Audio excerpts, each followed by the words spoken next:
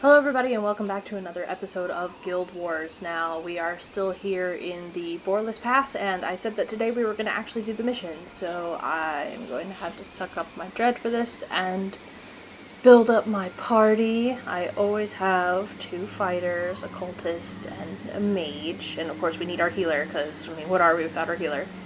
So, alright, so as I said before, I think this is the one where we have to light the torches, but because I don't know, we're just going to go ahead and enter the mission and hope for the best. Enter mission. Can we not enter the mission?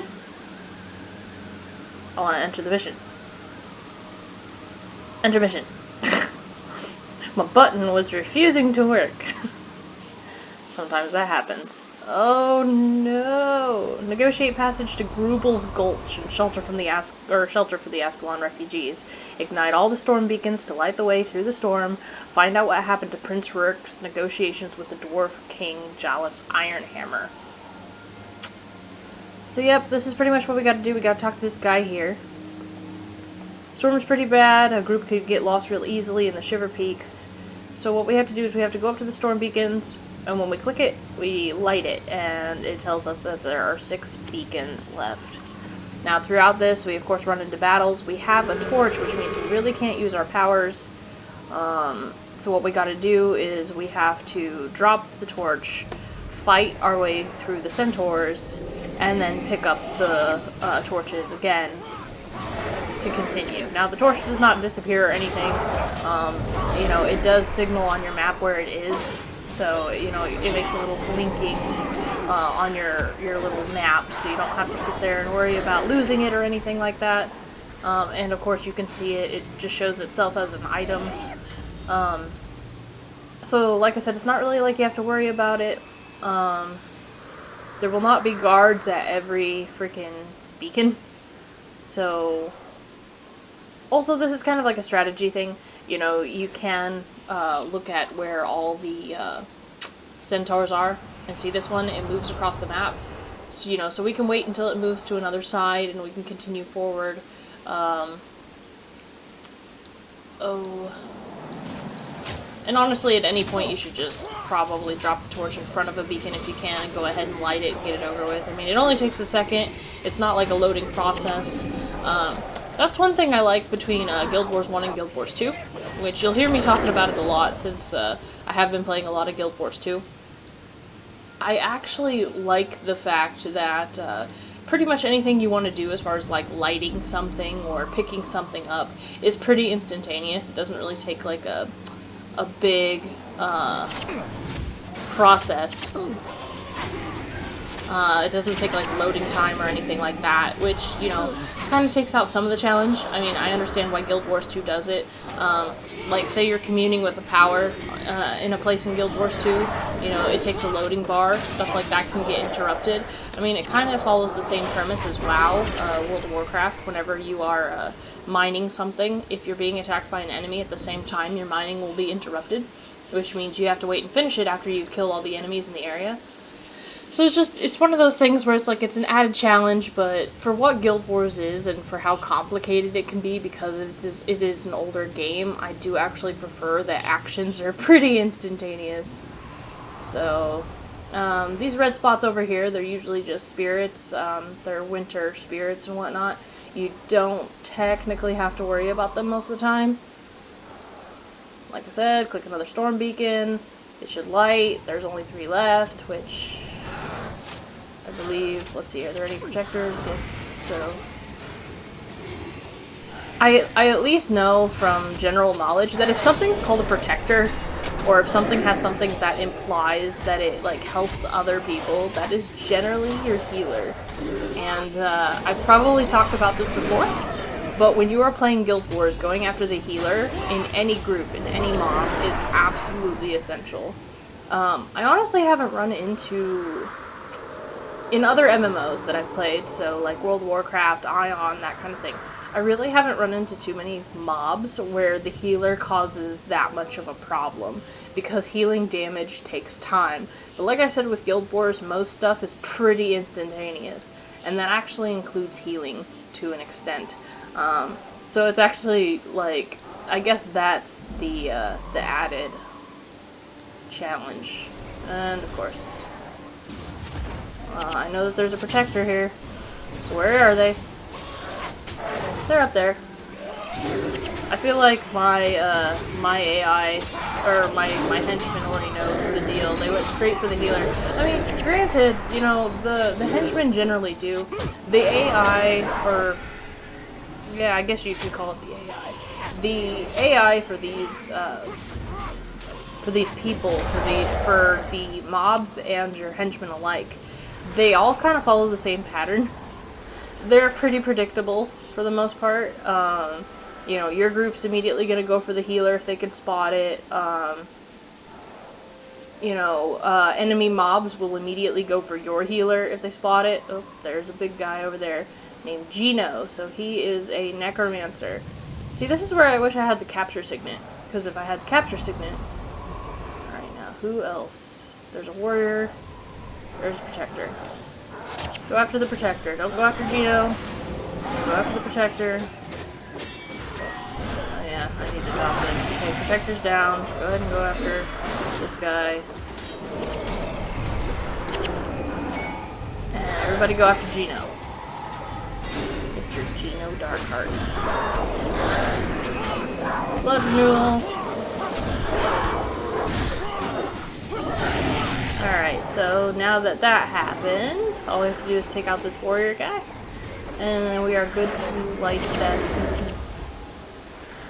Man, none of y'all dropped anything? You know, I was so scared about having a full inventory, because, you know, every time I've played this, like every other time I've played this, there's been like this big thing. I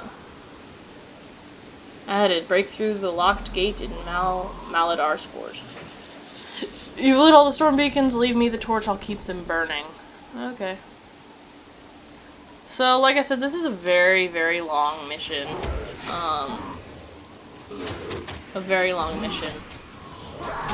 Now we have to go through the base, heading towards, Jalis Ironhammer's, basically his town, his village. You know, dwarves, they have kings, so they have a kingdom, but mostly you'll find that they just kind of run their towns. I actually do like the dwarves, you know, that is one thing I do miss in Guild Wars 2. I was kind of looking forward to dwarves being a playable race. I don't know why, I think it would be really interesting. Like, I've always loved dwarves. Like, in World of Warcraft, I really love the dwarves. I think they're really fun to play. I think that they're just a hearty, funny people. And, you know, like, in Eye of the North, we get to play as Ogden, or at least have him on our team. And he's a great healer. And so I was kind of looking forward to having that be a part of the game. Alright, so there's these guys. The key to any battle is to make sure that your henchmen are all attacking the same person. I use this by pressing Control and then double-clicking the enemy, and it basically has your character shout what he's attacking. And I guess in a sense it kind of like, it rewires the AI, in a sense, to go, okay, I'm programmed to immediately attack this thing, but now I'm going to attack this thing. You'll find that it's not so much essential now. I mean, at times it can be, especially if there's a healer that they're not going after, or especially if there's like an elite guy such as Gino that we killed. You know, if all your henchmen are going after Gino, but they're not going after anybody else,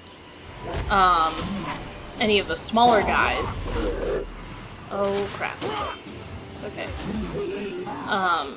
But if they're not going after any of the smaller guys, you know, then they can easily get overwhelmed, and that could be a problem. Alright, take out Weinrin. Oh, rot. Oh, our mage is dead. And that's my fault. I shouldn't have grabbed the barrel until I knew.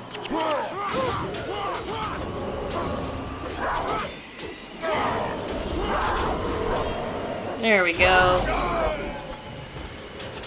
Good job. But that's what I meant about, like, you know, everybody else, like, attacking the smaller, or not attacking the smaller people, going after the bigger people. You really gotta make sure that you know how to balance the two. I mean, yeah, you want to go after the elite guy because you want to get the motivation, you want to get the inspiration buff by killing an elite guy, but at the same time, you know, your people, they can get overwhelmed. Okay, so we have just broken through this gate. I know it showed something over this way. It was blinking gold. We might have to go there, but as for right now, I really would rather not. If I don't have to. Anything having to do with bonus objectives, I generally don't do them right away unless I know them. There's a lot of these bonus objectives I do not know by heart. And like I said, because the Shiverpeaks are my least favorite area, I kind of just go through them as quickly as possible. Now, later on, I might come back and do the bonus objectives. I know that I've tried that with my level 20 character, Airse, when I was going through her stuff. You know, and I was trying to get achievements for the Hollow Monuments so that I could get more stuff in Guild Wars 2. Oh, Doliak Riders. Ew. Okay. So Doliak Riders are terrible. I hate them so much. Okay. Everybody go after this guy, because I know that there's a big guy over there. It's okay, it's a ranger this time. Because, like, the thing is like, I don't mind, like, for a minute I thought he was another necromancer, and it's like, mind you, I don't really mind necromancers, but it's kind of crazy if all three guys were necromancers. Now, one thing I will mention about this, party gain morale. Oh yeah, whenever you break down these siege things, you gain morale because they're big, heavy things. I don't know, for some odd reason it gives you a morale boost. So we're already at our top tier morale boost, which is pretty freaking awesome. But anyways, as I was saying, when you play through these levels, the elites, as I call them, the elites, they're all at random. Okay, y'all stay here. I'm going to try and pull a mob. So there. Hopefully pull these guys. I don't know if ever I've explained the, I guess the tactical reasons for pulling a mob. Basically, when you are being attacked by a mass group of people, or you're confronted with a mass group of people, pulling separate sections of the mob is actually tactical. Usually it's committed by someone that is really super fast. It's generally the warrior, since they can take more hits than someone like a spellcaster. But occasionally I've seen like a mesmer or something pull a mob by using like a certain attack that basically encompasses an area. But yeah, no, it's called pulling a mob. This isn't any. Oh, I hate these things. They stomp and they knock you over. That's why you always want to interrupt spell when they're casting stomp. But other than that, they're not really too bad to take down. Anyways, so pulling a mob is another tactic that is actually essential when you're playing in a group. It becomes pretty much essential later on in the game, throughout the Flame Seeker prophecies and whatnot. The higher level story missions and whatnot. So Doliak Riders, they are healers, but they are like big, bulky healers. They used to take me forever to take down. The minute you see a Doliak Rider, you want to go after them first. Because like I said, they're always a healer. And they can also be paired with other healers too, but you always want to take out the Doliak Rider first. I love Doliaks though. I think they're cute. Oh, 2 Beast Riders. Oh crap. So, they're just gonna giant stomp us all over the place. Just go after Doliak Rider. So I did a bad, and my healer's down. So I did a terrible bad. Just take out the Doliak Rider, please. Please. Please. Okay. Who healed Elysia? I mean, I'm not mad or anything, because, like, it's great if y'all have freaking a thing that I don't. Oh, fuck. Okay, so we have another Doliac rider that I just saw.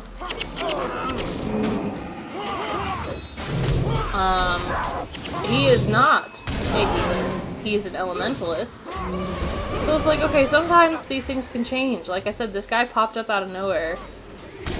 He's very obviously a freaking elementalist and not a freaking faint-heartedness. Just go after him. Like, why aren't you attacking him? There we go. So these elites, like I said, they're all at random. Every single one of them are random. So it's like, that could have been a healer, in which case would be really freaking bad. So it's like, he could have been a healer, he wasn't. Alright, so here's where the bonus objective comes in. I do need a keg so I can blow this shit up. So I have to find, there it is, the Dwarven Powder Keg. So, if I'm remembering, I think the bonus objective is you have to find all the other dwarves. So basically, you're gonna run into this guy, the Ronic, whatever, stone sledge, blah, and he's basically gonna tell you to find his buddies that have been, I think, trapped in this cave that you're about to go in. And then, if you find them all, you get the bonus objective, but I don't think I've ever done it. Let's see. You freed me from my bonds. I'm grateful to you. Stone Summit caught me sneaking around Maladar's fort trying to spy on their plans. They've got an ice drake they're planning to unleash on Grubbel's Gulch. I've smelled its foul stench when the winds blow this way. If you'd find it and kill it, I'd be much obliged. Right, so we have to find the ice drake, but I have never found the ice drake, I don't think. Like, this is just me trying to recall, because I've had a lot of characters, and I've played this many times, and I know that I've run into this guy a couple times, but I don't think I have ever found this ice drake. Because I think looking at this map, I just ran into a lot of corners. Like, I ran into a bunch of, like, places I just couldn't go any further. There's a lot of ledges, like, you know, movement in Guild Wars 2 is generally the biggest issue that you'll run into. It's where you can go, where you can't go. So yeah, I just blew this up for nothing. I can't continue where he is, can I? No. Because, like, if you look down here, right? If you look here in the map, like right here, here's enemies, right? So, and looking at the map, you can't immediately tell that there's no path leading down there. So it's like you blow up this thing. And then you'd think you can continue from there, but you can't. Right? So is there a door up here? That's the question. Like, I'm kind of just looking out for the enemies at this point. I mean, especially if I'm going to look for the ice drake, but... And see, if you go up here, you know, your character can't walk on, like, ledges like this. So it's like, okay, so I can obviously see that over here's ice, and there's enemies over here, but there's no way for me to get over there from where I'm standing now. So this is the only frustration, like, I personally have, not the only one, but, like, the biggest one that I have when it comes to Guild Wars 1. Like, I love this game, it's a classic, I still say it holds up very well, but when you take everything into consideration, like, you're just very limited on where you can go. So, powder keg, powder keg. I'm so glad that it doesn't have, like, splashback damage or anything like that. Because I think, if I remember correctly, I went all over this map trying to find the ice drake. You know, so immediately we get that gold glinting up there, and we're like, ooh, you know, that leads us somewhere. But I don't think it leads us to the ice drake. Pretty sure it doesn't. It's just leading us to a bunch of ice golem mobs. So we're already like 19 minutes into this episode. We're past 19 minutes. And as you can see, like, this is why I wanted to leave this mission. Like, I know that the last episode was pretty lackluster. You know, and I apologize, because I know it was pretty crap of me to be like, oh, let's run around in a circle. Well, yeah, we're done with this episode. You know, like, I know that was pretty shoddy, and kind of lame. But I already knew that this was going to take us a minute. And then, like I said, this is even without the bonus objective. Like, we're not even doing the bonus objective. This is the main quest. Like, you have to dedicate your time to that. To these things. These missions are no joke. I remember being in high school and playing through them, and my mom telling me, she's like, well, it's time to get off the computer. You know, I had my own laptop and whatnot. Oh, shit. Okay, good. They're walking away. You know, and she's telling me, she's like, you gotta get off the computer. And I was always really upset because I was just like, no. I was like, I'm in the middle of Borlis Pass, or I'm in the middle of, you know, this and that and this and that. And it was always so frustrating. Okay, now go for the Goliath Rider. We are gonna get swamped here, like, this is the bad part. So you have to take out all these, you know, trebuchets and such. Catapults. Whatever you want to call them. So you have to take all them out, and, everything just kind of rushes up on you. Like I said, we've honestly gotten very lucky on this character. I don't think I've ever had such luck with these characters. Also give the party a morale boost, which is good because Elysia died and our mage died at some point. See, the thing is like, you can't really look at your characters as a whole. You know, I can sit there and click on them, but you can't really tell what their morale boost currently is, you know? And that's really frustrating because they do suffer from penalties, same as you. See, and there's enemies over, like, here, but I'm not sure if we ever get to those enemies or where the fuck they are. So that's another issue I have. Kill the ice golem. For a minute it froze. I was about to freak out. And it's like, you can look at the tinier map. It does help. Good job, guys. Like, it really does help, but at the same time, it still kind of leaves you high and dry as to where you can go. You know, I use the mini map for a lot. As a more detailed point of view of where I'm heading and what I can do, but even that's super limited. See? I'm running across chests all over the place and I do not have a key. So now here we are in Grubel's Gulch. We're gonna meet up with the prince. Which I love the prince. I love Prince Rurik. I'm sure all of you know that already.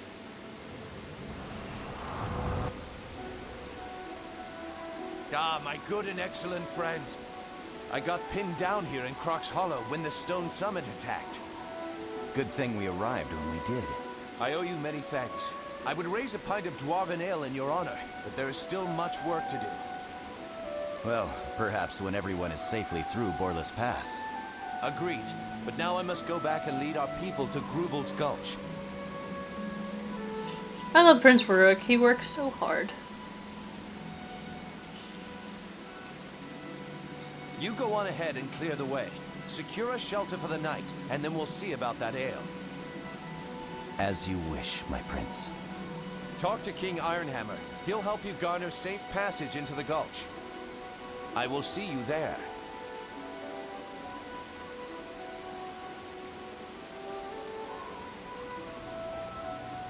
The good dwarves of Deldrimor thank you for your help.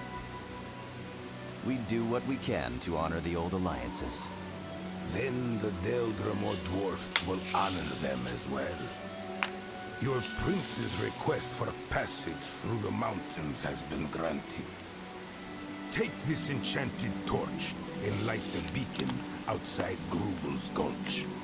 My brother, Breknar Ironhammer, will open the gate for you once he sees the arcane flame. Your people will be safe in the gulch for the night. Thank you, King Ironhammer. Anything for our friends. Now, waste no more time here. Night will be upon you, and your people will freeze in the cold without shelter. Follow me to the gate. I really do like the dwarves. They're a lot more hospitable than most would expect from dwarves. A lot of the time they're shown as very, I guess, elitist, kind of like elves, just not as bad. So, alright, so clicked on him. I now have this torch. Added, light the magical torch. See, so, okay, so it's like I can go up here. I've never explored some of these areas. You can see stuff in the background, but they look like areas that you can't technically get to. I mean, maybe you can. I've never tried. But it looks more like it's just kind of background stuff, if you catch my drift. So now we have a new torch. I might have to summon my guy again, I think, yeah. And of course, as before, if we drop the torch, it doesn't disappear. You'll need to drop the torch in order to fight. Now we're gonna run into more Stone Summit. This is an enchanted torch. Has an arcane flame.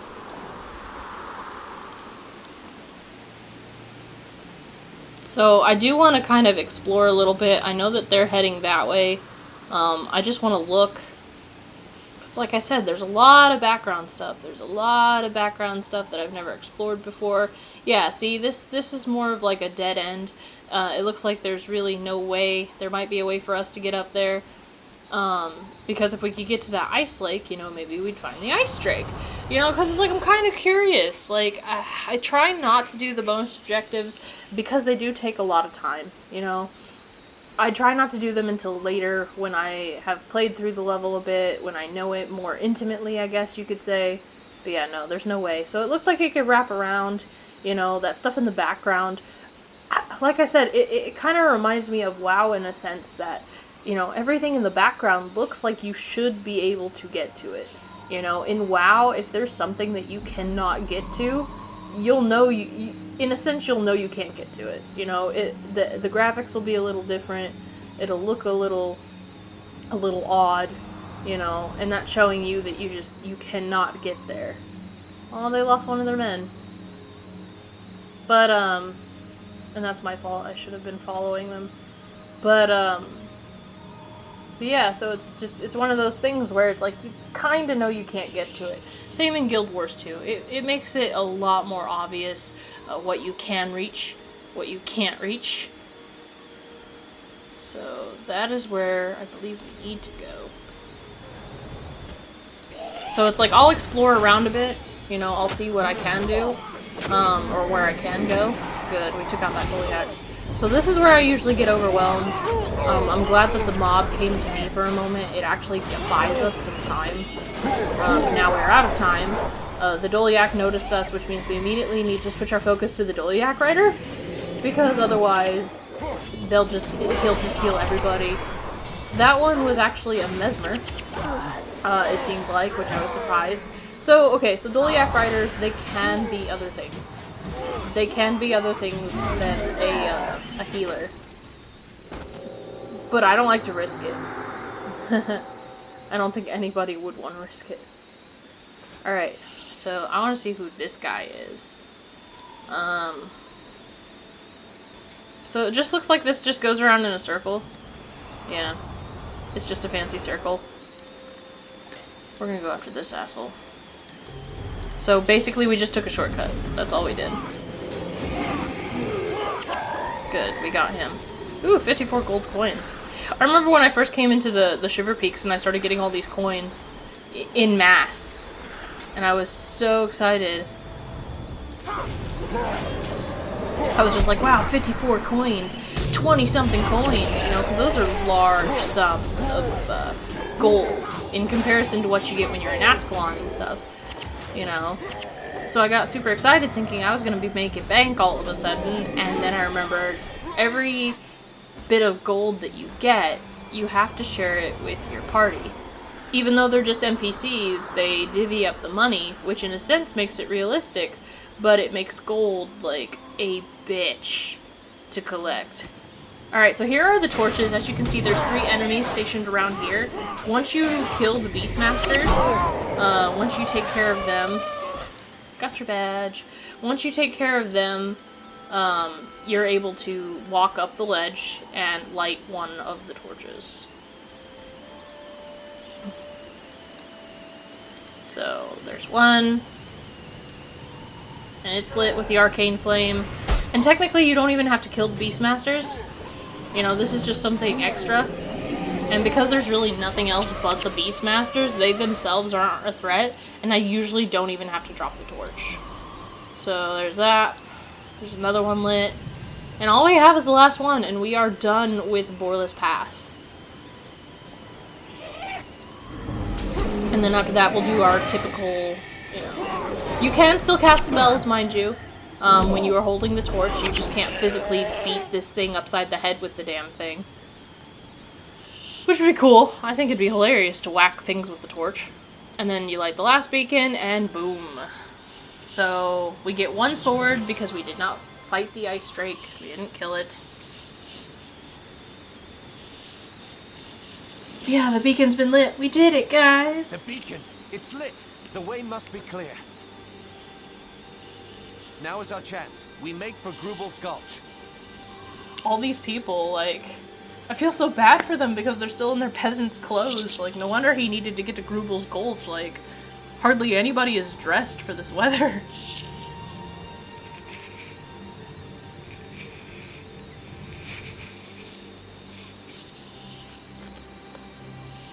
Sorry if you hear me obnoxiously drinking my bottled water.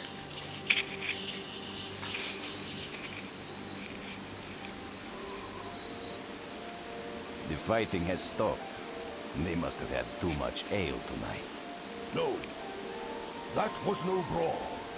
I could swear I heard the shouts of men. What would men be doing on Shiverpeak? I do not know. These are strange days.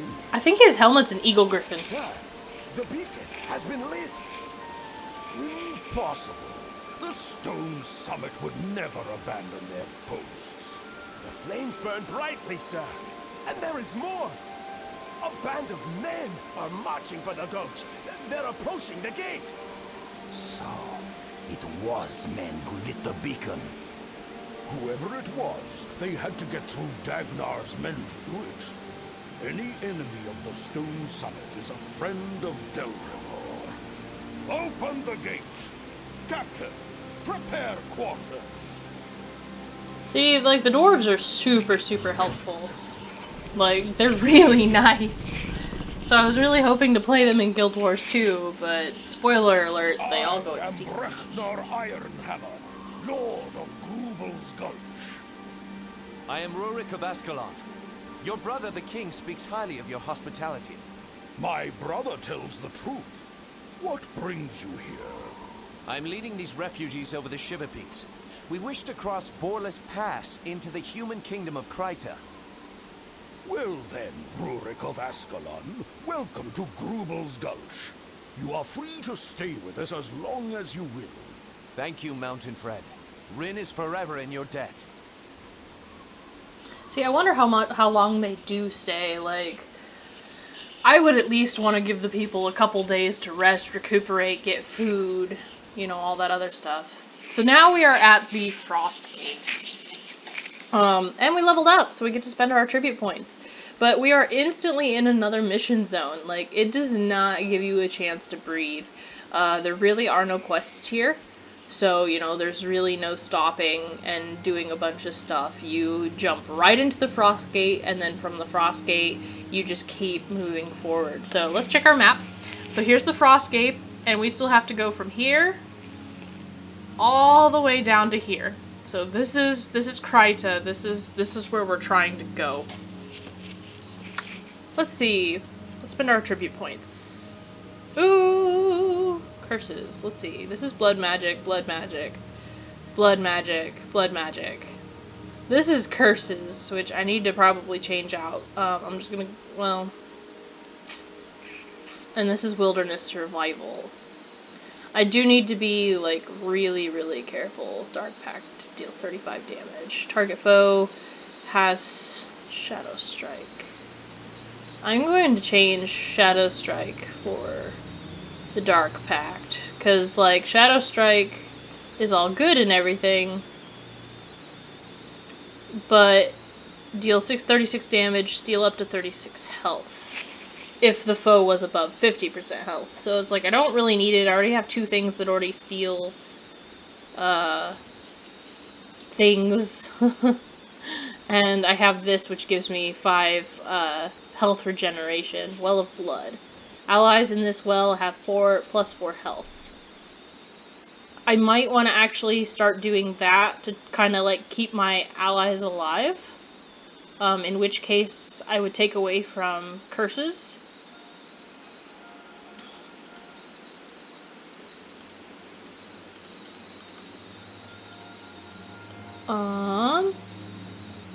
Let's see, what else do I have? Death magic. Animate bone horror. Because the thing is like, I shouldn't need to use this. Deathly Swarm, Necrotic Soul Feast. You gain 50 health. Vile Touch deals 20 damage. Creates a level 1 bone horror. Let's see. Definitely take out Wilderness Survival. Let's go in the way of death magic. Let's see what all we can do there.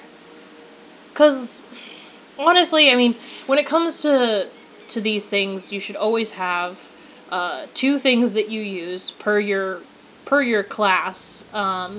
So, how do I explain? Let's look at what... I don't think I have any soul reaping stuff, though, do I? No, that's Beast Mastery.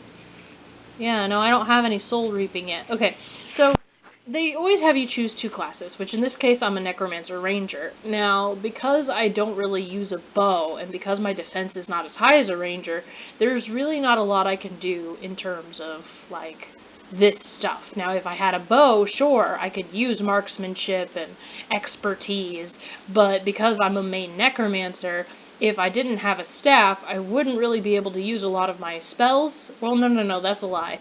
I could use my spells, and I could use a bow to do damage, but I do more damage using a staff, so it's like, I have no use for expertise, I have no use for marksmanship, and the only reason I really went with a ranger was because of the troll Ungent, and because I could have a pet. You know, which, you know, Beast Mastery, I'm gonna put a couple points in there just so I can heal my pet for more if he ends up dying.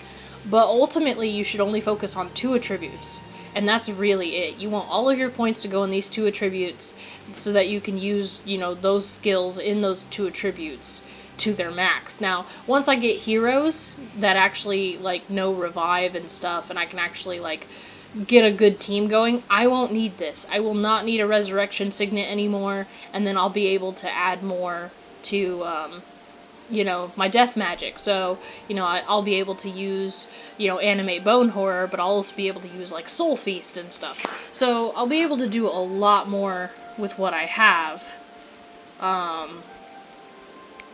And yeah, that's okay. So here we have a merchant.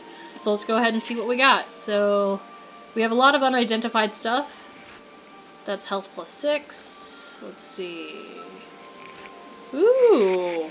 Prodigy's insignia for a Mesmer. Well, we don't play a Mesmer, which means we don't need that.